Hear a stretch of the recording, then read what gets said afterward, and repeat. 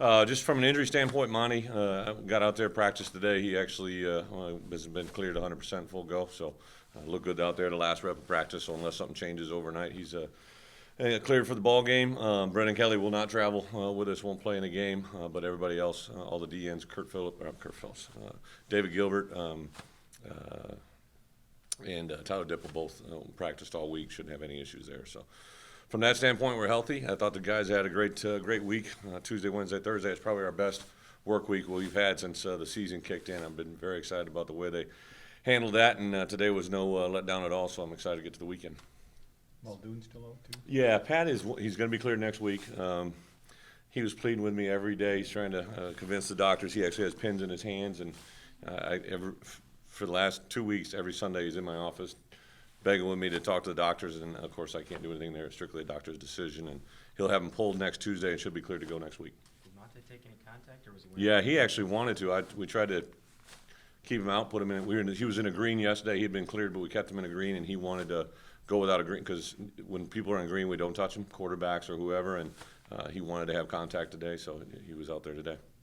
Just what does it mean to have him, for confidence, guys, have Montee? Well, it's another guy, and obviously he's a very good player, but I think as you guys have known and said all along, we're pretty happy with those other guys, and to have 3 running backs that you feel pretty strongly about is a nice thing to have. What about the kicking situation? Has anything changed? Jack will be the guy out of the gate. Kyle hit the ball really, really well this week. Hit it again today very, very well. I think as is the case kind of when Kyle was the guy and Jack was right there, one thing that both of them have suffered from, if they have a bad kick, the next one's really bad. So that's something that we just kind of be aware of. When Kyle put that first one out of bounds, we made the decision then to go with Jack and didn't falter on that and didn't waver on that, and the same thing will be true for Jack going into this game. Do you envision seeing it staying this way all year where one guy handles both jobs, or might you be in a situation If a where guy, clearly Jeff jumped out in one area, if Kyle was, really hitting well the kickoffs, which is the case like today, Kyle was killing the kickoffs today. His only issue was the 2 out of bounds. We just can't spot the ball in the 35, so that's been our biggest hang-up.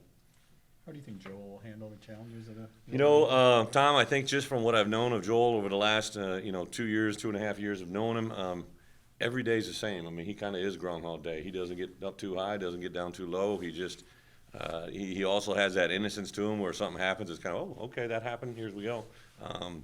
I don't see that changing. I saw a great quote from Travis where he said that, he was the same in the huddle when we were up by 4 needing to score as we were in the first quarter, our second quarter when things got rolling. So I think that's who Joel is.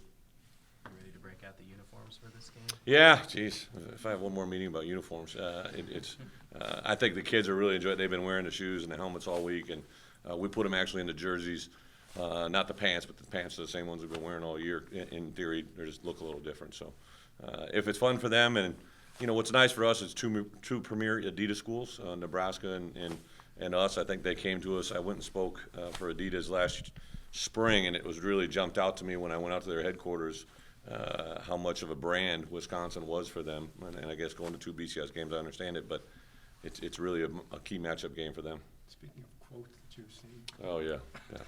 Mr. Gilbert. You yeah. knew what I was going to ask. What was your reaction to something like that? Actually, taken back because, as you guys know that follow us, that's just not a norm. I think David is very excited for this game. I forgot all the semantics. This was a game that he didn't get to participate in, and it's something he was looking forward to for a long time.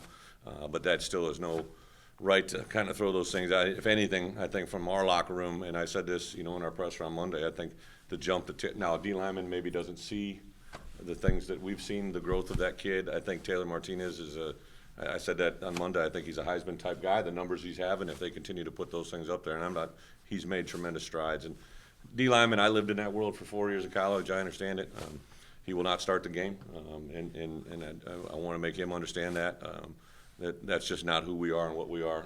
So he'll be skipping routes on the sideline with me for the first play. What was his reaction when you informed him he wouldn't start? I let his D-line coach tell him that. It was something that Charlie had a pretty strong statement to his room, because I'm not I'm a head coach that you hold accountability first within the position groups, and Charlie wanted that opportunity. Charlie was the first one that told me. I think he called me this morning at 6:30 or whatever, and kind of told me what had popped up on his Twitter or whatever, and I'm like, really? Come on. And then I want when I saw it, I was like, okay, and then I listened to the replay, and, you know, it's kids gonna learn.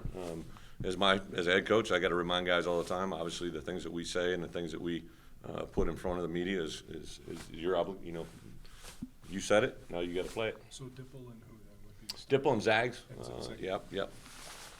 You mentioned their wide receivers in passing, but how talented is Nebraska's wide receiver group?